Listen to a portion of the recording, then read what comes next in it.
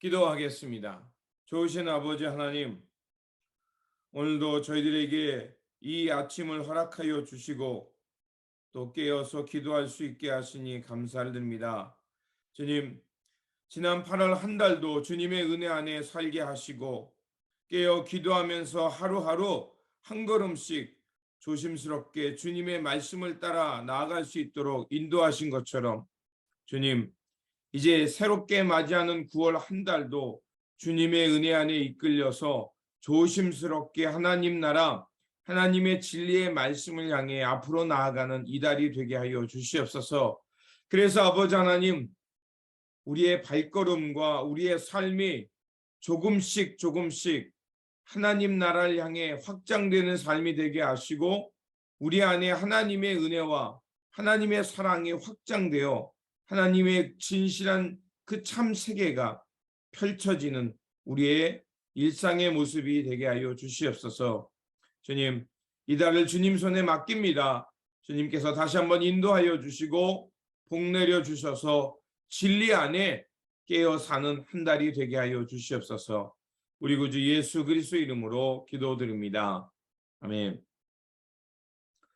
오늘 우리에게 주신 말씀은 로마서 1장입니다. 본문 읽기는 로마서 1장 18절에서 25절입니다.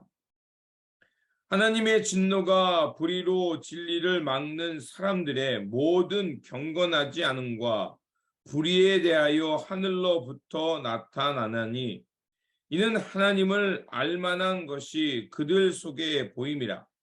하나님께서 이를 그들에게 보이셨느니라.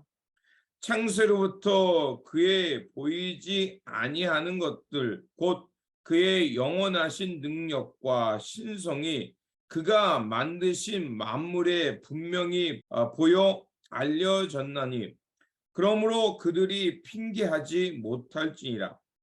하나님을 알되 하나님을 영화롭게도 아니하며 감사하지도 아니하고 오히려 그 생각이 허망하여지며 미련한 마음이 어두워졌나니 스스로 지혜 있다 하나 어리석게 되어 썩어지지 아니하는 하나님의 영광을 썩어질 사람과 새와 짐승과 기어다니는 동물 모양의 우상으로 바꾸느니라. 그러므로 하나님께서 그들의 마음의 정욕대로 더러움에 내버려 두사 그들의 몸을 서로 욕되게 하게 하셨으니 이는 그들이 하나님의 진리를 거짓 것으로 바꾸어 피조물을 조물주보다 더 경배하고 섬기리라. 주는 곧 영원히 찬송할 이시로다. 아멘. 사도 바울이 로마서를 쓰게 된 이유는 이제 기근에 시달려서 이제 어려워하는 예루살렘 교회를 돕는 그것을 통해서 이제 자신의 소아시아 지역의 그 사역이 복음 전도 사역이 마무리됐다라고 생각을 했습니다. 그래서 예루살렘 교회를 갔다 온 후 로마로 건너가서 로마의 교회의 도움을 받아서 그 당시에 땅끝이라 생각했던 스페인 그곳에 복음을 전하기 위해서 바로 이 로마서를 쓰게 되었습니다. 그것이 로마서 15장의 그 이유를 밝힙니다.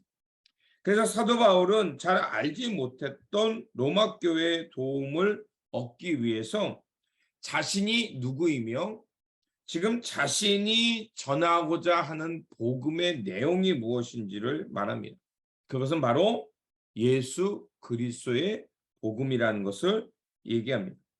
그래서 자신이 어떻게 이 복음을 통해서 하나님의 복음을 전하는 예수 그리스도의 복음을 전하는 사도가 되었는지를 설명하면서 이와 같이 하나님의 복음이 이제는 온 열방 유대인이나 또 그리스이나 이 예루살렘 밖에 있는 모든 사람들에게 이 복음의 문이 열렸다라는 것을 어필하면서 이제 자신이 복음을 통해서 새롭게 거듭난 것처럼 이제 하나님께서는 복음을 통해서 온 열방에게 하나님의 구원의 은혜가 펼쳐지고 그리고 마침내 그들이 그 구원의 소식을 듣고 하나님의 구원을 향해 나오는 그런 은혜의 해, 하나님의 나라의 완성을 해 그것을 향해 자신이 부름받았다라는 것을 말하는 것입니다.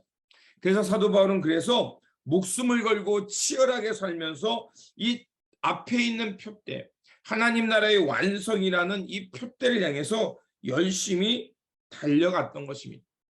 그런 믿음과 복음의 확신이 있었기에 사도 바울은 가난해나 부하나 매를 맞으나 또 그 건강하나 높은 데 있으나 낮은 데 있으나 변함없이 열심히 살아갈 수 있었고, 그런 사도 바울의 열심과 복음에 대한 확고한 믿음이 있었기 때문에 바로 오늘 우리에게 이 복음의 진수를 알게 되고 하나님의 은혜가 무엇인지 알고 살아갈 수 있는 이 로마서를 읽을 수 있게 된 것입니다.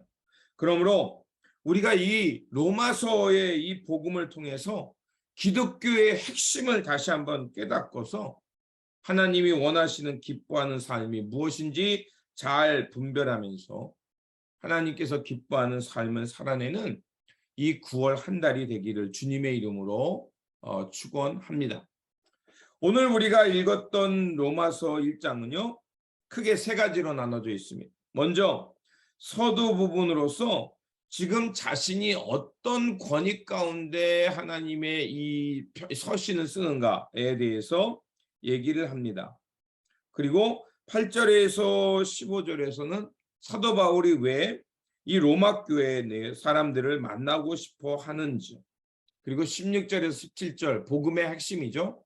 오직 하나님의 의는 믿음으로 말미암아 나온다라고 얘기를 합니다.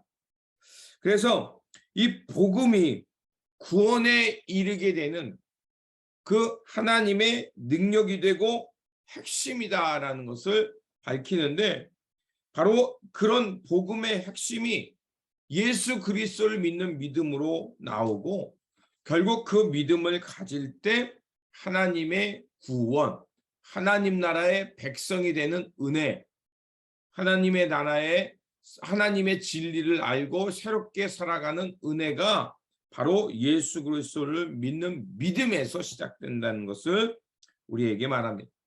그래서 하나님의 이 의는 출생이나 혈통이나 어떤 율법을 가졌느냐 갖지 못하느냐에 통해 나오는 것이 아니라 오직 믿음으로 나온다라고 말합니다. 그래서 이 믿음은 인종, 문화, 배경, 언어를 뛰어넘어서 바로 예수 그리스도 안에 드러나고 예수 그리스도를 통해서만이 하나님의 구원이 열린다라고 말합니다. 그래서 오직 의인은 믿음으로 말미암아 살리라. 이 말씀은 바로 하박국 2장 4절에 있는 말씀, 그것을 인용하여 복음의 핵심을 가르쳐 주는 부분이 나옵니다. 그래서 사도 바울은 어떤 핍박 속에서도 이 복음의 능력을 전파하면서 바로 이 복음을 전하기 위해 이방인의 사도로 발았음을 이야기합니다. 그리고 오늘 우리가 읽었던 이 본문의 말씀이 나오죠.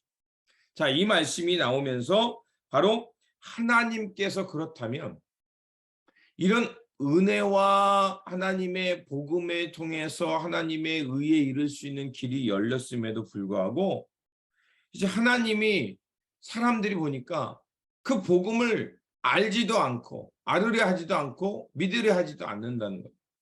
자, 왜 하나님께서 그런 하나님의 그 능력, 구원의 능력이 있었음에도 불구하고 사람들이 왜 그렇게 하나님을 찾지 않는가? 그 이유를 얘기합니다. 그게 바로 하나님의 진노의 대상이 될 수밖에 없었던 사람들의 얘기가 나옵니다. 자, 인류는 어떻습니까? 끊임없이 하나님을 배반합니다. 하나님을 떠난 그 자리에 공허함이 남으니까 어떻게 합니까? 그 공허함을 채우기 위해 사람들은 그러니까 형상화될 수 없는 것, 신이 될 수 없는 것들을 형상을 만들어서 하나님이 없는 그 자리에 그것을 두고 우상으로 섬기면서 온갖 죄악과 범죄를 저지른다라는 말씀이 바로 오늘 우리가 읽었던 말씀의 내용입니다. 그게 그것을 쭉 나열되면서 32절까지 나옵니다. 하나님은 왜 인류를 이렇게 그냥 두셨는가? 그리고 하나님은 이제 앞으로 이 일에 대해서 어떻게 심판하실 것인가? 그거에 대해서 얘기합니다. 자, 만약에 인류가 끊임없이 하나님을 배반하게 되면 하나님으로부터 어떤 심판을 받게 되는가에 대해서 얘기합니다. 자, 하나님의 심판은 뭡니까? 하나님 없는 세상 아닙니까? 그들에게 하나님이 어떤 기대도 하지 않는 게 하나님의 심판입니다. 그러면 하나님의 이런 심판이 공정하려면 하나님은 뭐예요? 사람들에게 그 하나님이 어떤 분이신지, 또 하나님의 형상을 따라 창조받은 인간이 어떻게 살아야 되는지 그 보편적인 은혜와 하나님의 진리가 드러나야 됩니다. 유대인들에게는요, 율법이 있었어요. 하지만 비유대인들에게는 율법이 없잖아요. 그런 그 사람들에게 하나님의 공의의 심판이 임하려면 그들에게도 율법에 준하는 어떤 기준이 있어야 되지 않습니까? 그래서 그 사도 바울이 보편 타당한 기준을 얘기합니다. 자, 유대인들에게는 율법이 있으니 율법으로 판단하고 그들을 심판하면 된다. 그런데 율법이 없는 사람들에게 율법의 잣대로 그들을 판단하는 것은 공정하지가 않으니, 그러면 하나님의 그 비유대인들에게 심판의 기준은 무엇이냐? 그거에 대한 이야기를 하는 겁니다. 그게 19절과 20절입니다. 자, 하나님께서 그 비유대인들을 심판하는 기준이 뭐냐? 19절과 20절. 이는 하나님을 알만한 것이 그들 속에 보임이라. 하나님께서 이를 그들에게 보이셨느니라. 창세로부터 그의 보이지 아니하는 것들, 곧 그의 영원하신 능력과 신성이 그가 만드신 만물에 분명히 보여 알려졌나니 그러므로 그들이 핑계하지 못할지니라. 이렇게 나옵니다. 자, 이 말씀은 뭐냐? 예수 그리스도의 복음이 이 땅에 오기 전과 전후를 알아야 합니다. 자, 예수 그리스도가 오기 전에 하나님의 심판은 뭘까요? 자, 복음이 오기 전에는, 예수 그리스도의 복음이 오기 전에는, 자, 주님의 복음을 아직 듣지 못했으니까 예수 그리스도의 그 복음을 가지고 판단할 수 없어요. 그러니까 유대인들에게는 율법이라는 것이 그 민족의 판단의 기준이 돼요. 그리고 앞에서 말한 대로 비유대인들의 판단의 기준은 바로 그겁니다. 창세 전부터 하나님의 보이지 않는 능력과 신성이 어디에 숨겨져 있다 그래요? 만물에 분명히 숨겨져서 드러나고 있다는 거예요. 그러니까 사람은 이 땅에 태어나면 하나님을 알지 못해도 우리가 이 인생을 살면서 이 땅의 창조의 섭리를 보다 보면, 아, 혹시 창조주는 어떤 분이지? 창조주는 이런 분일 거야. 이렇게 알아갈 수 있다는 거예요. 그런 하나님의 섭리와 구원의 능력이 예수 그리스도 이전의 시대 이미 창조의 만물 속에 그렇게 숨겨져 있었다는 거예요. 그래서 하나님은 예수 그리스도 이전에 죽었던 사람들에게 어떤 심판을 받냐? 이런 보편적 은혜 가운데 있는 것을 가지고 심판한다는 거예요. 당연히 유대인들에게는 율법으로 심판하지만 비유대인들에게는 이런 보편적인 은혜의 기준으로 심판을 한다는 거예요. 그러면 예수 그리스도 이전의 시대에 하나님의 심판을 이해하실 거예요. 자, 그러면 예수 그리스도가 이 땅에 오시고 복음이 전파되고서 이제 복음을 통해서 하나님의 의가 무엇인지, 하나님의 나라와 하나님의 뜻이 무엇인지를 아는 시대가 됐으면 당연히 무엇을 가지고 심판할까요? 바로 예수 그리스도의 복음의 말씀입니다. 자, 그것을 얘기하는 겁니다. 자신이 왜 이 이방인의 사도로서 복음을 전할 수밖에 없는가? 그거에 대한 이유를 밝히는 거예요. 예수 그리스도를 통해서 이제는 하나님의 의와 구원이 누구든지 유대인이나 이방이나 할 것 없이 모든 사람을 향해 이 복음의 문이 열렸다는 거예요. 예수님이 이제 보편적 은혜의 통로가 됐다는 거예요. 그렇기 때문에 이제 이 복음을 외면하면 그 복음이 없던 시대에 보편적 은혜에 심판하셨던 그 하나님이 결국 또다시 하나님의 심판의 기준이 이 예수 그리스도의 기준이 되어서 그들을 심판하게 될 것이라는 거예요. 자, 그럼에도 어떻습니까? 사람들은 여전히 하나님을 외면합니다. 자신의 정욕, 탐욕을 우상으로 여기면서 자신의 욕망을 충족하는 것을 형상화해서 우상화하고 신격화해서 그것을 만들며 섬기며 살아간다는 것입니다.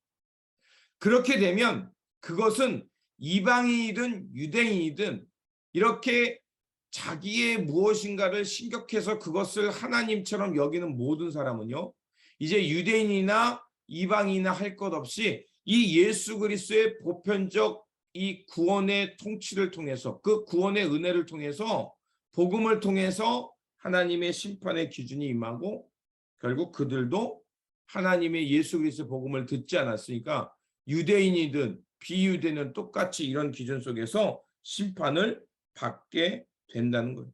하지만 이제는 복음이 선포되면 그 복음을 통해서 내가 하나님에 대해서 알게 되고 하나님의 의에 대해서 알게 되고 그래서 예수 그리스도를 믿고 그 하나님의 은혜를 깨닫게 되면 유대인이나 비유대인이나 할 것 없이 하나님의 의에 이르는 것, 즉 하나님의 사랑받는 자녀가 되어서 이제 하나님이 주시는 은혜와 새 생명 가운데서 새롭게 살아갈 수 있다라는 것을 말하는 겁니다. 그래서 창세로부터 하나님은 이미 하나님의 의를 드러내기 위해 피조물 속에 숨겨놨고 이제는 예수 그리스도를 통해서 복음을 통해서 하나님의 의에 이르는 길을 알려졌기 때문에 어느 누구도 이제는 하나님의 의의 심판에 대해서 부정할 수 없고 하나님은 불의하다라고 핑계할 수 없다라는 것을 말하는 것입니다.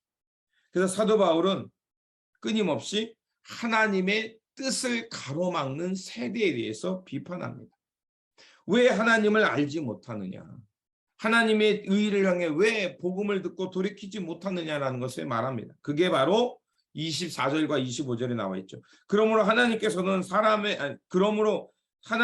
저희 마음의 정욕대로 더러움에 내버려 두사 저희의 몸을 서로 욕되게 하셨으니 이는 저희가 하나님의 진리를 거짓 것으로 바꾸어 피조물을 조물주보다 더 경배하게 섬기다.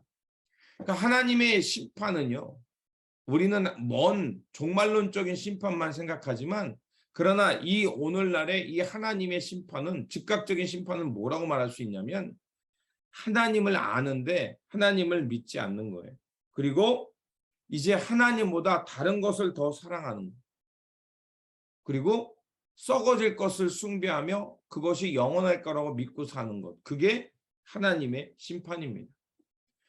이미 하나님의 진리를 거부하는 것, 하나님이 그들과 함께하지 않는다는 거예요. 그들이 어떤 이 세상에서 부귀영화를 누리고 아무리 어떤 권세를 갖는다 해도 하나님이 인정하지 않잖아요. 이미 그것은 하나님의 즉각적인 심판 가운데 있는 것입니다. 사도 바울이 이런 하나님의 심판을 얘기하는 것은 무엇일까요?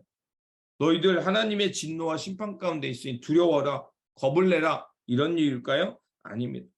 지금 그럼에도 불구하고 하나님의 이런 무서운 심판이 있음에도 불구하고 여전히 하나님의 백성들을 사랑하며 돌이키기를 원하시는 그 하나님의 사랑을 알라는 것이었습니다. 그렇게 하나님의 이 구원의 은혜를 알고 구원을 향해서 돌이켜서 하나님의 사랑 가운데 살아가면서 타락한 문화, 타락한 그 삶, 타락하고 잘못된 것을 신으로 여기는 삶에서 돌이켜서 예수 그리스도의 복음을 통해 온전한 믿음을 갖고 하나님의 구원에 이르라는 것을 말하는 것입니다. 그러면 타락한 삶에서 벗어나서 하나님의 사랑받는 자녀로 살아가는 길은 무엇일까요? 쉬운 말로 하면 하나님의 진노에서 벗어나서 하나님의 사랑받는 자녀로 하나님의 백성으로 살아가는 길은 무엇입니까? 사도 바울이 말한 것처럼 예수 그리스도의 복음을 듣고 돌이켜서 예수 그리스도의 복음을 향해 살아가는 겁니다. 이 말은 오직 주님을 통해서 믿음을 갖고 그 믿음으로 하나님의 의에 이뤄서 하나님의 사랑받는 자녀, 그래서 하나님의 뜻과 하나님의 마음을 알고 살아가는 삶이 되어야 한다는 것입니다. 그리고 하나님의 사랑받는 자녀답게 우리가 할 일은 뭐겠습니까? 바로 복음 전파, 예수 그리스도의 복음을 땅끝까지 전하면서 하나님 나라의 완성을 향해 살아가는 것이 바로 구원받은 백성의 모습이 있는 것입니다. 그러므로 복음을 통해 믿음을 갖게 되고 이 믿음을 통해 구원을 얻은 사람답게 이제는 그 구원의 은혜와 그 사랑에 보답하면서 하나님 나라의 진리, 복음을 땅끝까지 전하는 일에 힘쓰며 살아가는 우리의 삶이 되어야 할 것입니다. 기도하겠습니다. 구원의 하나님, 하나님 나라의 진리를 모르고 우상을 섬기며 정욕대로 살아갈 수밖에 없었던 우리에게 복음을 주시고 그 복음을 통해 예수 그리스도를 깨닫고 믿어 하나님의 구원에 이르게 하시니 감사를 드립니다. 복음을 통해 놀라운 은혜와 귀한 믿음 얻었사오니 이제는 그 믿음을 통해서 하나님의 사랑받는 자녀로서 그 사랑에 보답하며 살아가는 삶이 되게 하여 주시옵소서. 그래서 우리 삶의 자리 속에서 삶을 다해 또 손과 발을 다해 몸과 마음을 다해 그 하나님 나라의 복음을 전파하는 복음의 통로 되게 하여 주시고 이 맡은 바 사명에 충성을 다함으로 하나님 나라를 향해 끝까지 달려가는 우리 모두가 되게 하여 주시옵소서. 우리 구주 예수 그리스도의 이름으로 기도드립니다. 아멘.